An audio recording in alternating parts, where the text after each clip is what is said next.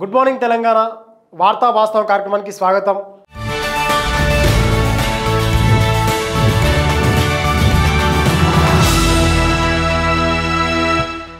ఇవాళ రాష్ట్రంలో ఉన్నటువంటి అన్ని ప్రధాన వార్తాపత్రికలు వచ్చినటువంటి వార్తలు చదివి వాటి వెనుక ఉన్నట్టు కొన్ని వాస్తవాలు చూసే ప్రయత్నం చేద్దాం మిత్రులారా.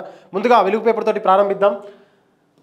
15 ఏళ్లు దాటిన బండ్లు ఇక తుక్కు కిందికి. త్వరలో రాష్ట్రంలో registered vehicles scrap facility policy. పొల్యూషన్ను కంట్రోల్ చేసేందుకు రవాణా శాఖ నిర్ణయం. పాత బండ్లను తుక్కు మార్కెట్ రేట్ ప్రకారం డబ్బులు చెల్లిస్తారట. కొత్త బండ్లను కొంటే 10% డిస్కౌంట్. వెహికల్స్ స్క్రాప్గా మార్చేందుకు 3 కంపెనీలు రెడీ. రాష్ట్రంలో గడువు తీరిన వాహనాలు 20 లక్షల పైనే.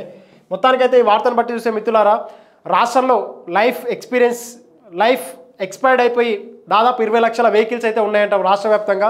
అవి 2 వీలర్ కావచ్చు, 3 వీలర్ కావచ్చు, లేకపోతే 4 వీలర్, 6 వీలర్, అట్లా అన్ని రకాల బండ్లు కలిపి దాదాపు 20 లక్షల పైన ఉన్నాయంట. అంటే ఒకసారి ఆలోచించండి, ఈ 20 లక్షల బండ్ల నుంచి ఎంత సౌండ్ పొల్యూషన్ వస్తుంది, ఎంత ఎయిర్ పొల్యూషన్ అనేది జనరేట్ అవుతుందో ఒకసారి మీ అందరూ కూడా ఆలోచించాలి. దీనివల్ల కార్బన్ ఎంతైతే బయటికి రిలీజ్ చేస్తుందో దానివల్ల పెద్ద ఎత్తున ఈ స్వచ్ఛమైన గాలి పీల్చుకోకుండా లంగ్స్ ప్రాబ్లం కానీ లేకపోతే వివిధ రకాల చర్మానికి సంబంధించినటువంటి రోగాలు ఇట్లా వచ్చే ప్రమాదం ఉంది. కాబట్టి వెంటనే ఈ పాలసీ ఏదైతే గవర్నమెంట్ తీసుకొస్తుందో నిజంగా దీన్ని స్వాగతించాల్సిన అవకాశం ఎంతైనా ఉందని చెప్పి సందర్భంగా తెలియజేసుకుంటూ ఈ పాలసీని స్వాగతిస్తూనే ట్రాఫిక్ పోలీసులతోటి స్పెషల్ డ్రైవ్లు నిర్వహించి ఇట్లాంటి వెహికల్స్ ఏవైతే ఉన్నాయో 15 ఇయర్స్ దాటినటువంటి వెహికల్స్ మొత్తము స్పెషల్ డ్రైవ్ నిర్వహించి వాటిని వెంటనే ఒక దగ్గరికి చేర్చి లేకపోతే వారికి ఏదైతే 10% రిజర్వ్ ఇస్తుంటున్నారో కొత్త వెహికల్స్ తీసుకుంటే అట్లాంటి కొన్ని రిలాక్సేషన్, కొన్ని ఫెసిలిటీస్ ఇవ్వడం వల్ల నిజంగా వాళ్ళు వాటిని ఆ తుక్కు కింద మార్చే అవకాశం ఉంటుంది. కాబట్టి గవర్నమెంట్ ఇట్లాంటి పాలసీ తీసుకురావడం నిజంగా శుభసూచకం. ఇంకా ఇది ఇట్లా ఉంటే మరో వార్తగా, ఇది ఏమాత్రం తెలంగాణ ప్రజలకు ఎలాంటి సంబంధం లేని వార్త. మళ్ళా సెంటిమెంట్ రాజకీయం. ఆంధ్ర తెలంగాణ సెంటిమెంట్ రాజేస్తున్న బీఆర్ఎస్. సొంత పార్టీ ఎమ్మెల్యే పైనే ఆంధ్ర వ్యక్తిగా ముద్ర. స్థానిక సంస్థల ఎన్నికలకు ముందు ప్రజలు రెచ్చగొట్టే కుట్ర. అధికారంలో ఉన్నప్పుడు ఆంధ్ర లీడర్లను అందరం ఎక్కించిన కేసీఆర్. కాళేశ్వరంలో సహా కాంట్రాక్టులన్నీ వాళ్ళకే కట్టబెట్టిన గత ప్రభుత్వం. నాడు సెటిలర్ల అరికాలికి ముళ్ళుగుచ్చుకుంటే తన పంటితో తీస్తారన్న గులాబ్ బాస్. నేడు ఆంధ్రులకు తెలంగాణ తడాకా చూపెడతామన్న కౌశిక్ రెడ్డి వ్యాఖ్యలపై మాత్రం సైలెన్స్. ఎన్నికలు వచ్చిన ప్రతిసారి భాగోద్వేగాలను రెచ్చగొడుతున్న బీఆర్ఎస్. ఇక మొత్తానికైతే ఈ వార్తను బట్టి చూస్తే ఏమర్థమవుతుందంటే మిత్రులారా, ఇక గతంలో మాజీ ముఖ్యమంత్రి కేసీఆర్ గారు అధికారంలో ఉన్నప్పుడేమో కాళేశ్వరం ఏంది, రాష్ట్రంలో ఉన్నటువంటి 90% ప్రాజెక్టులు మొత్తం ఆంధ్ర లీడర్లకే కట్టం పెట్టిండ్రు. ఈ మెగా కృష్ణారెడ్డి ఎవడా నాకు అర్థం కాదు. తెలంగాణ పేదల సంపద మొత్తము ఇక్కడ ముక్కుబిండి వసూలు చేసినటువంటి పన్నుల సంపద, ఈ రాష్ట్ర ప్రజల సంపద, వాళ్ళ పెత్తనం కాదు, వాళ్ళ పెత్తందారులు మనకు వద్దు అని చెప్పి కొట్లాడి తెచ్చుకున్నటువంటి తెలంగాణలో మళ్ళీ ఈ మాజీ ముఖ్యమంత్రి కేసీఆర్ గారు ఎవరైతే ఉన్నారో కేసీఆర్ గారు మళ్ళీ మన సంపద మొత్తం తీసుకుపోయి పేదలు అక్కడ ఆంధ్రులకే కట్టబెట్టే ప్రయత్నం చేసిండ్రు. అదంతా మీరు గతంలో 10 సంవత్సరాల నుంచి మీరు చూసిండ్రు. అది నేను మీకు కొత్తగా చెప్పాల్సిన అవసరం లేదు, మీకు అబద్ధాలు చెప్పాల్సిన అవసరం అంతకన్నా లేదు.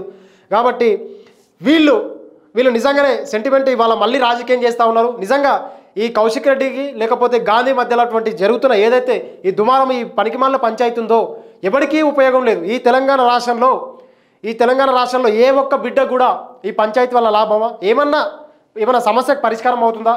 ఏం లాభం? అనవసరంగా మీరు తన్నుకుసావండి. అనవసరంగా మా తెలంగాణ ప్రజలకు మళ్ళీ సెంటిమెంట్ ఎందుకు రెచ్చగొడతా ఉన్నారు? మీ పార్టీ కాదా? అదే అరకెపూడి గాంధీకి ఇచ్చినటువంటి బీఫామ్ ఇచ్చి మీ పార్టీ గుర్తుపైన గెలిపించినటువంటి ఆయన మరి మీకు సోయలేదా ఆ రోజు? ఆయన ఆంధ్ర వ్యక్తి అని చెప్పి ఇవాళ మాట్లాడుతూ ఉన్నారు. అంటే తెలంగాణ ప్రజల్ని పిచ్చోళం చేయడం కోసమా? ఎవరిని మీరు మోసం చేస్తూ ఉన్నారు? ఎవరిని దగాపరచాలని చెప్పి ప్రయత్నం చేస్తున్నారు కౌశిక్ రెడ్డి గారు. ఇట్లా ఇందులో ఇంకొక వార్త చూపిస్తా, ఇంకో స్టేట్మెంట్ చూపిస్తా చూడు మిత్రులారా.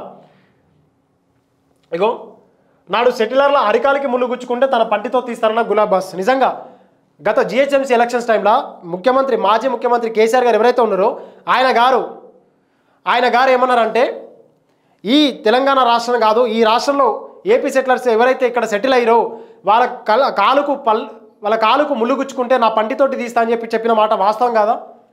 మరి తెలంగాణ ప్రజలకు మీరు చేసిందేంటి? ఆంధ్ర ప్రజలకి మరి ఇవాళ మీరు కదా సెంటిమెంట్ రెచ్చగొట్టేది.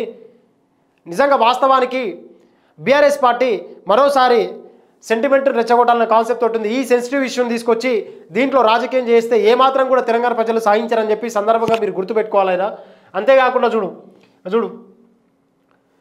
నేడు ఆంధ్రులకు తెలంగాణ తడాకా చూపెడతామన్న కౌశిక్ రెడ్డి వ్యాఖ్యలపై మాత్రం సైలెన్స్. నిజంగా ఈ స్టేట్మెంట్ పైన పూర్తి స్థాయిలో మాట్లాడాలి. ఎందుకంటే ఈ కౌశిక్ రెడ్డి అనే పెద్ద మనిషి గతంలో కాంగ్రెస్ పార్టీకి చెందినటువంటి వ్యక్తి. ఈయన హుజురాబాద్ గడ్డ మీద ఎవరైతే ఆ రైలు రోకో నిరసన కార్యక్రమాన్ని చేపట్టినటువంటి తెలంగాణ బిడ్డలు, యువకులు కావచ్చు, విద్యార్థులు కావచ్చు, వాళ్ళపైన రాళ్ళు విసిరేసిండు, వాళ్ళపైన టమాటాలు కానీ కోడిగుడ్లు కానీ అట్లాంటివి విసిరేసి తెలంగాణ ఉద్యమాన్ని నీరుగార్చే విధంగా తెలంగాణ ఉద్యమానికి వ్యతిరేకంగా పనిచేసినటువంటి పాడి కౌశిక్ రెడ్డి గారు ఇవాళ గులాబీ పార్టీ కండువ కప్పుకోగానే శుద్ధపూస ఎట్లా అవుతాడన్నా నాకు అర్థం కాదు. అంటే ఆయన చేసినటువంటి ఏమంటారు పిల్లికి ఎలక సాక్ష్యం అని చెప్పి ఒక తెలంగాణలో ఒక సామెత ఉంటుంది. అంటే ఈయన కాంగ్రెస్ పార్టీలో ఉన్న చేసినటువంటి తప్పులు బీఆర్ఎస్ల పార్టీలకు రాగానే అవన్నీ ఏమన్నా రుణమాఫీ అయినట్టు ఏమన్నా మాఫీ అవుతాయా? ఈ అసలు తెలంగాణ ద్రోహి కౌశిక్ రెడ్డి. నిజంగా మిత్రులారా, నిజంగా కౌశిక్ రెడ్డి తెలంగాణ ద్రోహే. ఆ రోజు అట్లా చేసినటువంటి వ్యక్తి ఇవాళ ఈ పార్టీలో చేరి శుద్ధపూస మాటలు మాట్లాడుతున్నాడు. ఇక అది అట్లా ఉంటే బీఆర్ఎస్ ఎమ్మెల్యేల హౌస్ అరెస్ట్, ఎమ్మెల్యే గాంధీ ఇంటి ముట్టడికి పిలుపు నేపథ్యంలో గృహ నిర్బంధం, ఎమ్మెల్సీ షంబీపూర్ రాజు ఇంటికి వెళ్ళే కౌశిక్ రెడ్డి. ఇక ఈ పనికిమాల పంచాయతీ వల్ల తెలంగాణ ప్రజలకు ఏం ఉపయోగం లేదు. కానీ ఆ బీఆర్ఎస్ ఎమ్మెల్యేలను కూడా హౌస్ అరెస్ట్ నిజంగా ఎమర్జెన్సీ తలపించేటువంటి రోజులు తీసుకొచ్చి పెట్టిండ్రు. ఇక తెలంగాణ ఆంధ్రులకు మధ్య వారుగా చూపిస్తున్నట్టు. ఇక చూడు వీళ్ళిద్దరి మధ్యలో పంచాయతీ 2 రాష్ట్రాల మధ్య పంచాయతీగా తీసుకొచ్చే ప్రయత్నం అయితే చేస్తున్నారు, సిగ్గు లేకుండా కొంచెం కూడా. అది అట్లా ఉంటే ఇక ప్రభుత్వాన్ని అస్థిరపరిచే కుట్ర, ప్రాంతీయ విభేదాలు బీఆర్ఎస్ రెచ్చగొడుతున్నది మంత్రి పున్నం.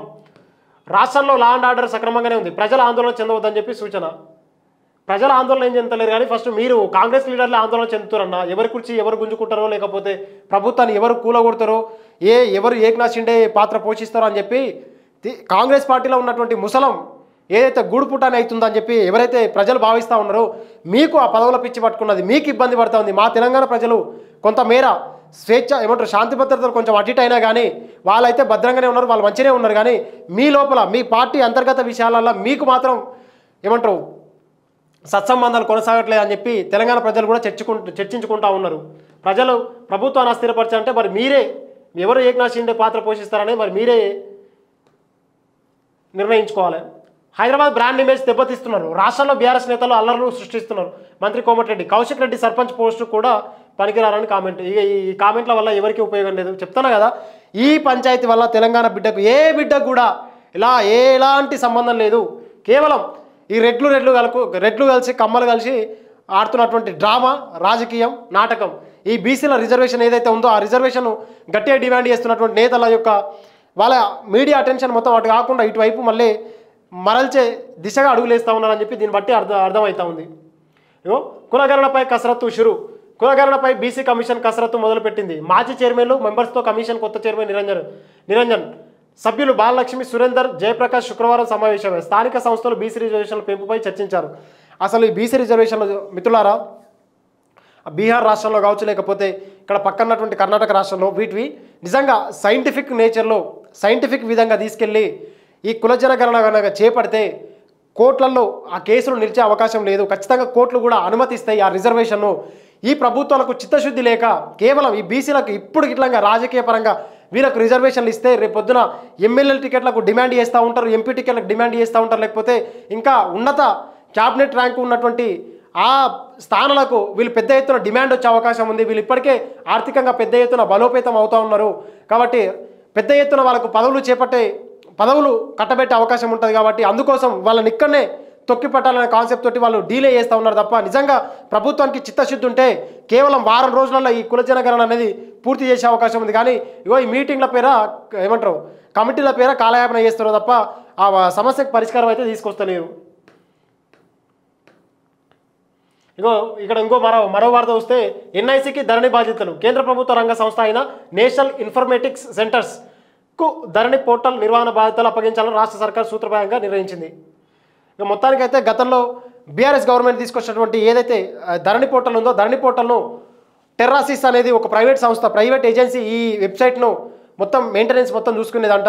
ఇప్పుడు ఆ ప్రైవేట్ ఏజెన్సీ వాళ్ళకి ఎందుకు డబ్బులు ఎక్కువ ఖర్చు పెట్టాలి, అది ఏదో సెంట్రల్ గవర్నమెంట్దే ఉంది కదా, ఆ సెంట్రల్ గవర్నమెంట్ దానికి ఇస్తే సర్వీసెస్ కూడా కొంచెం క్వాలిటీగా వస్తాయి అని చెప్తా ఉన్నారు. ఇది ఇట్లా ఉంటే ఇదే సమస్యలో ఒక చిన్న స్టేట్మెంట్ మీ ముందుకు తీసుకొస్తాం మిత్రులారా. గతంలో ఈ ధరణి దాంట్లో ప్రభుత్వ భూములు ప్రైవేట్ భూములు ప్రభుత్వ భూములో చూపించినాయి, ప్రభుత్వ భూములు ఏమో ప్రైవేట్ భూములో చూపించినాయి. అంతేకాకుండా గతంలో అమ్మినటువంటి యజమాని పేరే ఇప్పుడు ప్రస్తుతం ఉన్నటువంటి వ్యక్తి కూడా చూపించడం.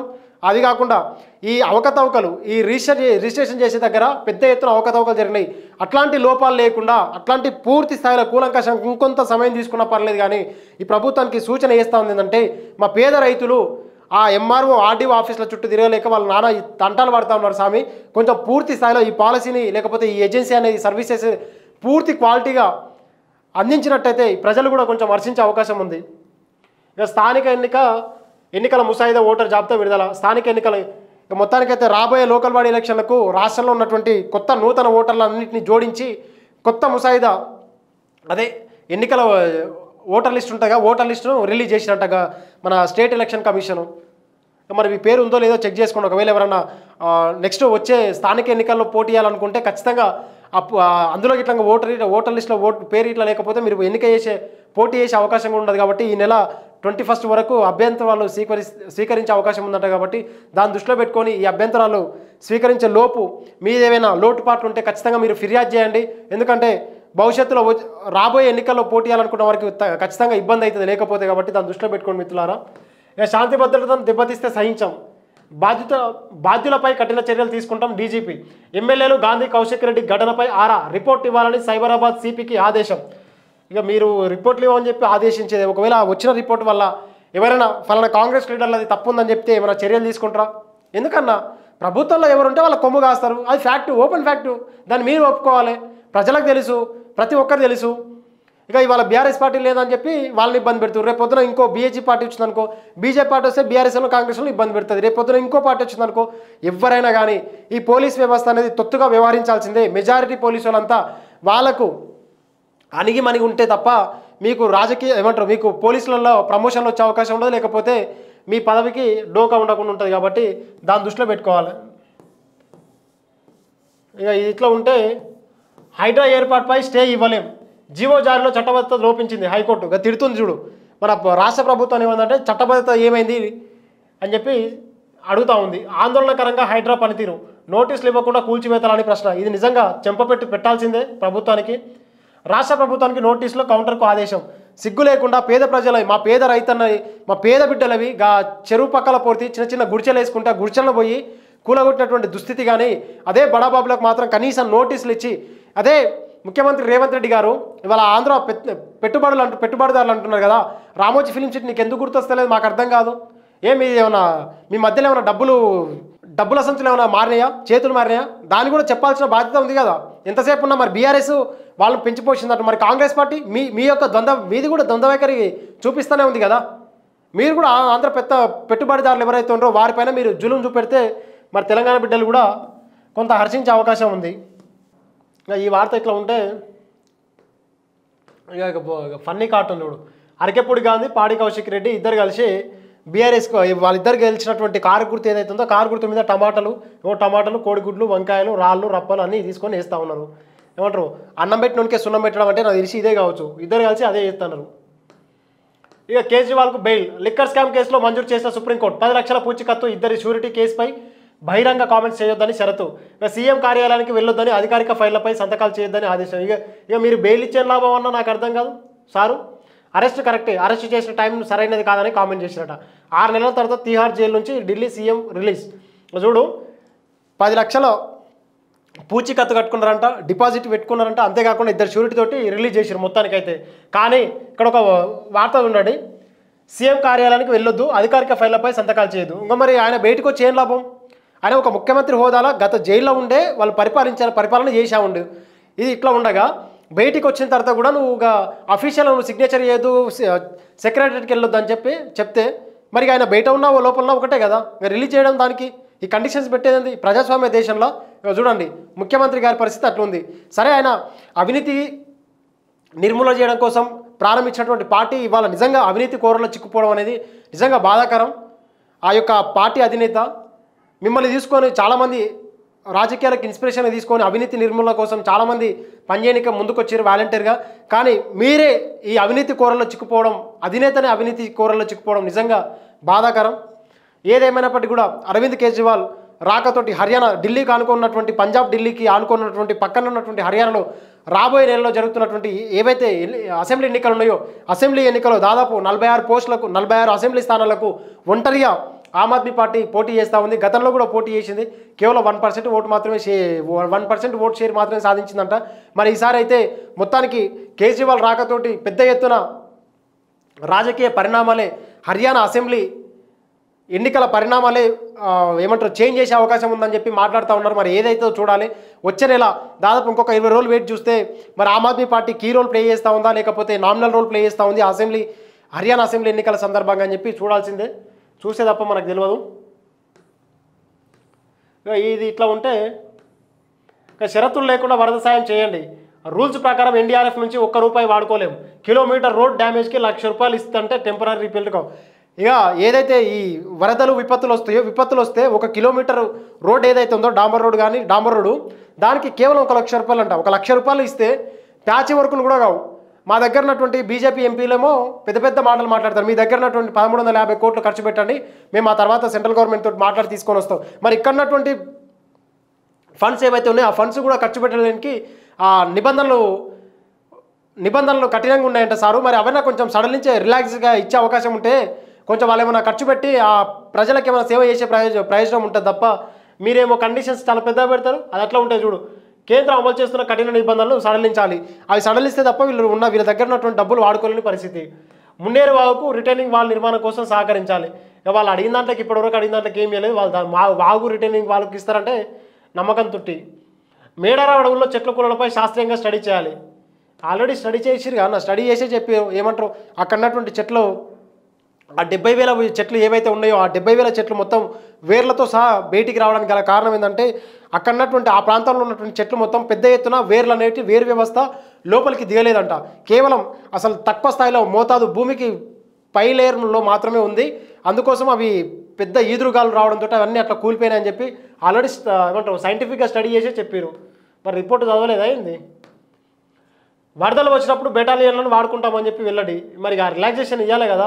ఆ ఎమర్జెన్సీ టైంలో ఆ బెటాలియన్లు వాడుకుంటే సెంట్రల్ గవర్నమెంట్ బెటాలియన్లు వాడుకుంటే కొంచెం ఏమైనా అక్కడ ఉన్నటువంటి పరిస్థితులను కట్టడి చేయొచ్చు. అక్కడ ఉన్నటువంటి ప్రజల్ని కొంచెం కాపాడే అవకాశం ఉంటుంది. కేంద్ర బృందానికి వరద నష్ట వివరాలు అందజేస్తున్న సీఎం రేవంత్, పక్కన మంత్రి పొంగులేటి తదితరులు. వాళ్ళు చూడు కేంద్ర బృందానికి సీఎం రేవంత్ రెడ్డి విజ్ఞప్తి. రాష్ట్రంలో వరద నష్టం 10,320 కోట్లు. ఒకసారి చూడండి మిత్రులారా, గత పేపర్లనేమో పెద్ద పెద్ద తాటికాయంత అక్షరాలతోటి 5,700 కోట్లు అని చెప్పి రాసిరు. ఇప్పుడేమో 10,300 కోట్లు. మరి ఇక్కడ ఎస్టిమేషన్స్ అంచనాలు వచ్చేసరికి ఏమో 10,000 కోట్లలో ఉంటున్నాయి. మా ఖమ్మం బిడ్డలకేమో 25 కోట్లు ఇచ్చి చేతులు దులుపుకుంటారు. సీఎం రిలీఫ్ ఫండ్కి వచ్చినటువంటి డబ్బులు కూడా పూర్తి స్థాయిలో మీరు ఖర్చు పెట్టలేదంటే ఒకసారి మరి దీంట్లో పైన కూడా ఎంత పెద్ద స్కాములు జరుగుతున్నాయో మాకు పెద్ద అనుమానమే వస్తూ ఉంది. ఒకసారి దీని మీద కూడా మా మిత్రులకు చెప్తే ఒకసారి ఆర్టీఐ పెట్టి అసలు ఏం జరుగుతుంది, మొత్తం ఈ వరదల సమయంలో ఎంత రిలీఫ్ ఫండ్ వచ్చింది, దాని మీరు ప్రభుత్వం ఎంత ఖర్చు పెట్టింది. కేవలం 16,000 దులిపి ఇచ్చి లేకపోతే 18,000 మాత్రమే ఇచ్చి చేతులు దులుపుకురు కదా. మరి ఇన్ని 100 కోట్లు జమ అవుతుంటే మరి మీరంతా ఏం చేస్తూ ఉన్నారు? ఒకసారి దీనిపైన ఖచ్చితంగా ఆర్టీఐ తీసుకొని మేము పూర్తి స్థాయిలో మీ ముందుకు వివరాలతో వస్తాం మిత్రులారా. చూడు ఈడ ఇంకో వార్త. 17వ ప్రజాపాలన దినోత్సవానికి రండి. 4 కేంద్ర మంత్రులకు సీఎం రేవంత్ ఆహ్వానం. అమిత్ షా, గజేంద్ర సింగ్ షెకావత్, కిషన్ రెడ్డి, బండి సంజయ్కి లేఖలు. ఇక ఆ రోజేమో ఆల్రెడీ బీజేపీ ఏమో ఒక దినోత్సవం నిర్వహిస్తున్నారు, ఎంఐఎం ఇంకోటి నిర్వహిస్తూ ఉంటారు అని చెప్పి ఆల్రెడీ ఇక్కడ రాష్ట్రంలోనే పెద్ద ఎత్తున గొడవలు అవుతూ ఉంటాయి. అంటే ఆ సెన్సిటివ్ ఏదైతే ఆ రోజు ఉందో ఆ రోజును తీసుకొచ్చి నా ప్రజాపాలన అని చెప్పి మొత్తానికైతే ఒక పొలిటికల్ కౌంటర్ ఇచ్చే పనిలో పడ్డాడు. ఇట్లా ఉన్నాయి మిత్రులారా మొత్తానికి వెలుగు పేపర్లో ఉన్నటువంటి వార్తలు. నమస్తే తెలంగాణ పేపర్ చూస్తే అయితే ఇక గతంలో ఉన్నటువంటి ఆ పనికిమాలిన వార్తనే ఉంది. ఆ హౌస్ అరెస్టు ఈ తెలంగాణ ఎక్కడికక్కడ హౌస్ అరెస్ట్ చేసిరు. మీరు విసిరే రాళ్ళు మాకు పునాది రాళ్ళు అయితే హైదరాబాద్ బ్రాండ్ ఇమేజ్ ఇప్పుడు గుర్తొచ్చిందా? శాంతి భద్రతల విధానానికి కారణం నువ్వే రేవంత్. దాడి చేసిన వారికి ఎస్కాట్, మాపై అరెస్ట్ల. పిఎస్సి చైర్మన్ది సెలక్షన్ హరీష్. ఇక ఎట్లా ఉందంటే ముచ్చట, ఇక మేము తన్నుకుంటాం, రాష్ట్ర ప్రజలు మొత్తం మా దిక్కు చూడాలి, మేము తన్నుకునేదే చూడాలి తప్ప మీరు మీ సమస్యలపైన పోరాడద్దు, మీ సమస్యలపైన గలం విప్పొద్దు, మీ సమస్యలు ఎవరికి చెప్పుకోవద్దు అన్న విధంగా ఉంది టీఆర్ఎస్లది, కాంగ్రెస్లో సమస్య. వీళ్ళ డ్రామా. ప్రశ్నించే గొంతుకపై దాడి, రెచ్చిపోతున్న కాంగ్రెస్ గూండాలు, రాష్ట్రంలో ఫ్యాక్షన్ తరహా ఘటనలు. నిజంగా అసలు ఎమ్మెల్యేల ఇంటికి ఇట్లా గూండాగిరి చేసుకుంటూ పోతా ఉన్నారంటే ఊర్లల్లో అక్కడ ఉన్నటువంటి సర్పంచ్ స్థాయి లేకపోతే మండల స్థాయి నాయకుల దగ్గర మరి వాళ్ళెంత గూండాగిరి చేస్తుండొచ్చు ఒకసారి ఆలోచించాలి మీ తెలంగాణ ప్రజలు కూడా. ఏమన్నా మరి రౌడీ ముక్కల ఒకప్పుడు రాయలసీమలో చూసేవాళ్ళం ఇట్లా పెద్ద పెద్ద కాన్వాయ్లు వేసుకొని 20 బండ్లు 30 బండ్లు వేసుకొని ఓ పెద్ద ఫ్యాక్షనిస్ట్ ముందర పోతూ ఉంటే అవతలి ఏమంటారు ప్రత్యర్థి వర్గం దగ్గరికి వెళ్ళి వాళ్ళ ఇంటిపైకి వెళ్ళి దాడి చేసి చంపేసేటువంటి పరిస్థితులు గతంలో ఫ్యాక్షనిస్టు రాయలసీమ అటువంటి జిల్లాల్లో చూసేవాళ్ళము. మరి అక్కడ ఏమంటారు ప్రధానంగా అక్కడ ఉన్నటువంటి వాళ్ళు ఇక్కడ కూడా వచ్చి ఎమ్మెల్యేలుగా పోటీ చేస్తూ ఉన్నారని చెప్పి వారి యొక్క మూలాలు ఉన్న వాళ్ళు ఇక్కడ ఉన్నారని చెప్పి మాట్లాడుతూ ఉన్నారు. మరి ఏదేమైనా కానీ ఈ ఫ్యాక్షనిస్టు రాజకీయాలకైతే తెర జించాల్సిందే, లేకపోతే రాష్ట్రం మొత్తం శాంతి భద్రతల విఘాతంతో అల్లకొల్లమయ్యే అవకాశం ఉంది. రాష్ట్రంలో అప్రకటిత ఎమర్జెన్సీ. బీఆర్ఎస్ అంటేనే సీఎం రేవంత్కు వణికెందుకు, గూండాలను వదిలి మా నేతలను అరెస్ట్ చేస్తారా, పార్టీ నేతలు బేషరతుగా విడిచిపెట్టాలి కేటీఆర్. ఇక మొత్తానికైతే అది ఉంది. ఇక నోటీసులు లేకుండా కూలుస్తారా, అక్రమమైన నిర్మాణం అయితే నిబంధనలు పాటించారా. మొత్తానికైతే మళ్ళీ చెంప చెల్లు అనిపించింది రాష్ట్ర గవర్నమెంట్కు, రాష్ట్ర ప్రభుత్వానికి. ఆల్రెడీ పేదోళ్ళకైతేనో మీరు నోటీస్ అసలు ఎవరికైనా కానీ మీరు నిబంధన ఏదైతే ఉందో నిబంధన పూర్తి స్థాయిలో పాటించండి, పెద్దోనికి పేదోనికి ఇద్దరికి ఒకే న్యాయం చేయండి అని చెప్పి మొత్తానికైతే మరోసారి చెంప చెల్లు అనిపించింది. ఇక కేజ్రీవాల్ విడుదల అని చెప్పి సేమ్ వార్త వచ్చింది. ఇక అది ఇట్లా ఉంటే మరో వార్త ఉన్నారు మిత్రులారా. సాగు భూములకే రైతు భరోసా. ఎవరైతే వ్యవసాయం చేస్తారో ఆ వ్యవసాయం చేసే వాళ్ళకి మాత్రమే ఇక్కడ రైతు భరోసా ఇస్తామని చెప్పి మాట్లాడుతూ ఉన్నారు మా మంత్రి సారు. 10 ఎకరాల వరకు పెట్టుబడి సాయం, తెల్ల కార్డు లేని రైతులకు నెలాఖరులోగా మాఫీ. మంత్రి తుమ్మల. మొత్తానికైతే ఈ రైతు భరోసా, సాగు భూములకే రైతు భరోసా అనే వార్తను బట్టి చూస్తే మిత్రులారా, వచ్చే సీజన్లో ఏదైతే ఉందో ఆ రైతు బంధు, గతంలో రైతు బంధు కేసీఆర్ ఇచ్చిందో ఆ రైతు బంధును రైతు భరోసా కింద మార్చి వీళ్ళు ఇచ్చే 15,000 పెంచిస్తున్నటువంటి డబ్బులు 15,000 రూపాయలు, ఎకరాకు 15,000 రూపాయలు సంవత్సరానికి, వీటిని కేవలం ఒక కుటుంబానికి 10 ఎకరాల వరకు ఉంటుంది చూడు, వాళ్ళకి మాత్రమే ఆ 10 ఎకరాల భూమికి మాత్రమే ఇస్తారు. ఆ పైన ఉన్నటువంటి భూమికి ఏమాత్రం కూడా ఎంత ఎక్కువ ఉన్నా కానీ ఇవ్వమని చెప్తారు. నిజంగా ఒక విధంగా ఈ చిన్న సన్నకారు రైతులకు ఉపయోగపడే విధంగా ఈ నిర్ణయాలు తీసుకోవడం నిజంగా స్వాగతించాల్సిందే.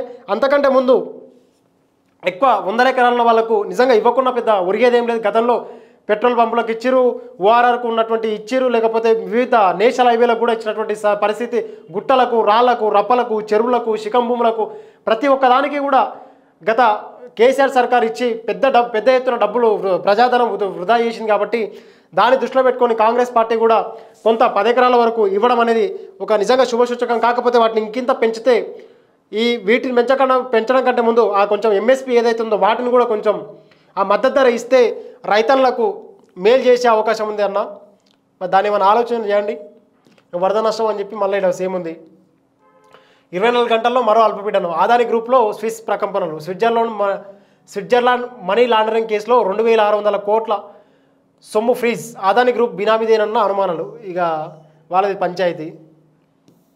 ఇక అది అట్లా ఉంటే మరో వార్త చూస్తే ట్రాఫిక్ నియంత్రణకు ట్రాన్స్జెండర్లు. సీఎం రేవంత్ రెడ్డి ప్రతిపాదన. హోంగార్డులా వాడుకోవాలని పోలీస్ శాఖకు సూచన.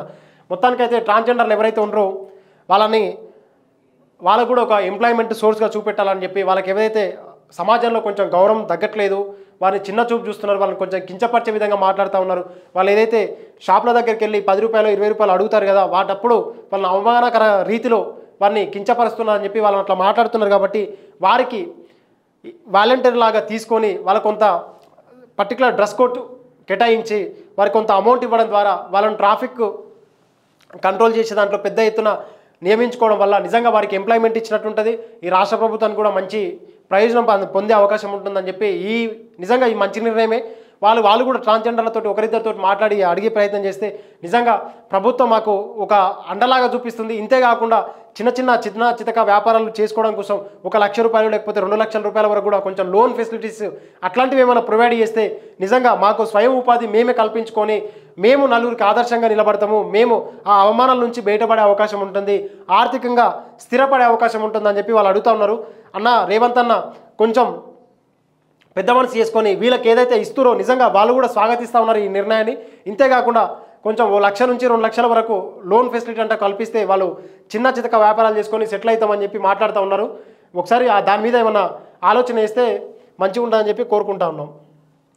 ఈ వార్త ఇట్లా ఉంటే మా వాళ్ళకైతే గత 4 రోజుల సంది హైకోర్టు ఏమంటారు ఆ లోకల్ ఏంటి నాన్ లోకల్ ఏంటి ఆ 33 జీవో పైన కంప్లీట్గా పూర్తి స్థాయిలో గైడ్లైన్స్ రిలీజ్ చేయడం ఆయన అంటే ఇప్పటికి లేదు. అగో నీట్ డైలమా రాష్ట్రంలో నిలిచిన ఎంబీబీఎస్ బీడీఎస్ అడ్మిషన్లు ఆల్ ఇండియా కోటా భర్తీ ఆగిన కన్వీనర్ కోట ఆంధ్రప్రదేశ్లో నిరాటకంగా సీట్ల భర్తీ కనీసం భరోసా ఇవ్వని హెల్త్ వర్సిటీ వైద్య ఆరోగ్య శాఖ ఒక ప్రకటన కూడా విడుదల చేయని ప్రభుత్వం. మొత్తానికైతే ఈ వార్తను బట్టి చూస్తే నీట్ డైలమా వార్త అనేది చూస్తే మిత్రులారా ఎట్లా ఉందంటే లోకల్ నాన్ లోకల్ అనేది దీనిపైన పూర్తి స్థాయిలో రాష్ట్ర ప్రభుత్వం గైడ్లైన్స్ రిలీజ్ చేయండి అని చెప్పి హైకోర్టు పెద్ద ఎత్తున మొట్టికాయలు వేస్తుంది. ఈ ప్రభుత్వం ఈ 33 జీవోను సవాల్ చేస్తూ మళ్ళీ సుప్రీంకోర్టుకి వెళ్ళిందో అర్థం కాదు. అసలు లోకల్ వాడేవాడు నాన్ లోకల్ ఇవ్వడని చెప్పి నిర్ధారించడానికి ప్రభుత్వానికి ఏం నొప్పి అవుతుంది నాకు అర్థం కాదు. ఇక్కడ ఉన్నటువంటి ప్రజలు ఇక్కడ ఉన్నటువంటి విద్యార్థులు పెద్ద ఎత్తున నష్టపోతున్నారు. నాన్ లోకల్ వాళ్ళు వచ్చి లోకల్ కింద కన్సిడర్ అవుతుంటే మరి ప్రభుత్వం తెలంగాణ బిడ్డలకు అన్యాయం చేస్తుంటే ఎందుకు మొద్దు నిద్రపోతూ ఉంది? ఇంత పెద్ద ఎత్తున అన్యాయం జరుగుతూ ఉంటే ఎందుకు సోయి వస్తలేదు ప్రభుత్వానికి? దీనిపైన వెంటనే చర్యలు తీసుకోమని చెప్పి గత వారం రోజుల సంది హైకోర్టు మొట్టికాయలు వేస్తూ ఉంది రాష్ట్ర ప్రభుత్వానికి. ఈ మొద్దు నిద్ర ఎప్పుడు పెడుతుందో మరి వారికి కన్నర్ కోట కింద సీట్ల భర్తీ ఎప్పుడు చేసుకుంటారు? ఇది ఇట్లా ఉంది. ఇక్కడ మరో వార్త చూస్తే చూడు కేసు సెటిల్మెంట్కు 50 లక్షల డీల్ అడ్వాన్స్గా 30 లక్షలు అందుకున్న నగర ఏసీపీ ఓ చర్చ వివాదాల్లో సివిల్ కేసు క్రిమినల్గా మార్పు ఉన్నత అధికారుల రహస్య విచారణతో వెలుగులోకి.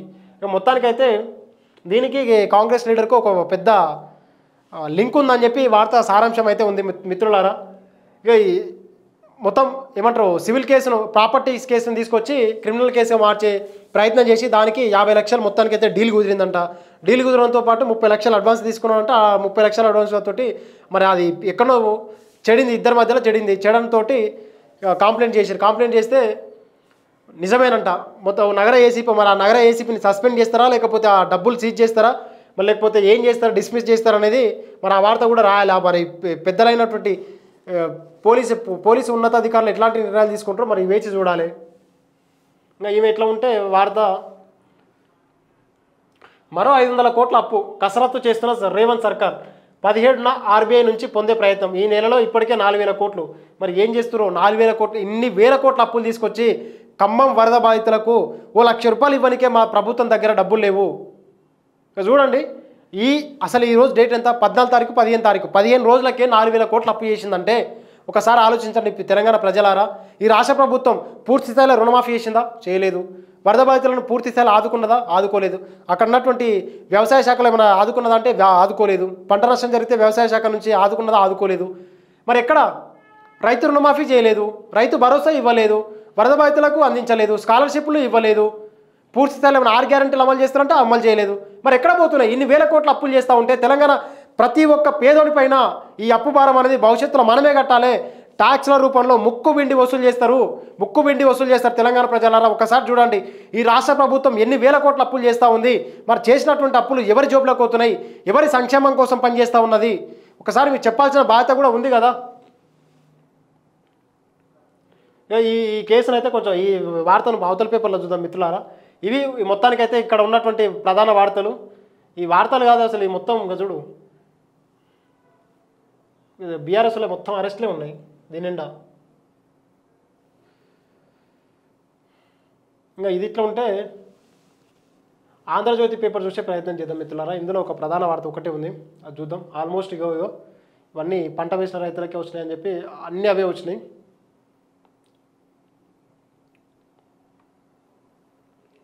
ఇది ఒక వార్త, ఈ 2 వార్తలను ఇందులో చూద్దాము.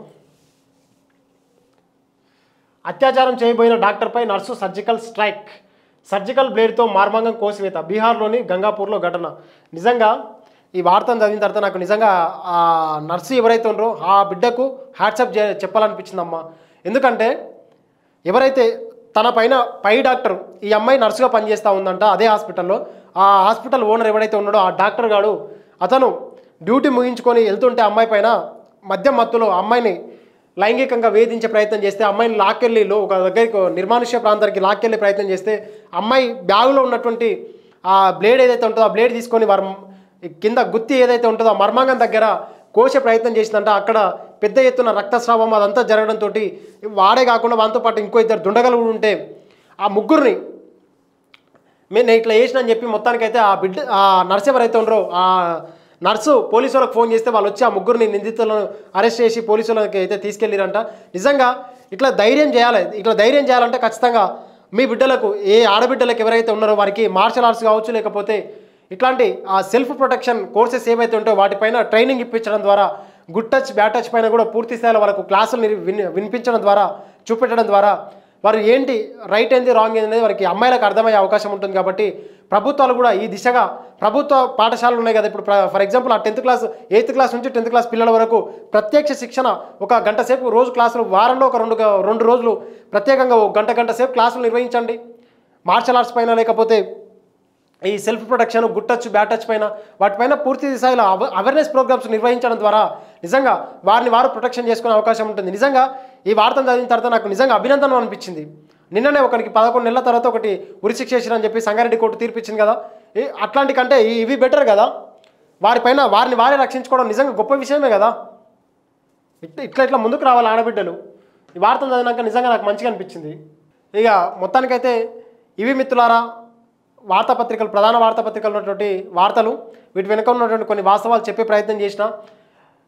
మా ఛానల్ని చూస్తూనే ఉండండి. లైక్ చేయండి, షేర్ చేయండి, కామెంట్ చేయండి. ఎవరైనా సబ్స్క్రైబ్ చేయకపోతే మీరు సబ్స్క్రైబ్ చేయండి. మీ కుటుంబ సభ్యులతోటి, మిత్రులతోటి, అందరితోటి సబ్స్క్రైబ్ చేసి మాకు మద్దతుగా నిలబడండి అని చెప్పి ఈ సందర్భంగా కోరుకుంటూ ఈ వీడియో ముగిస్తున్నాను మిత్రులారా. ధన్యవాదాలు.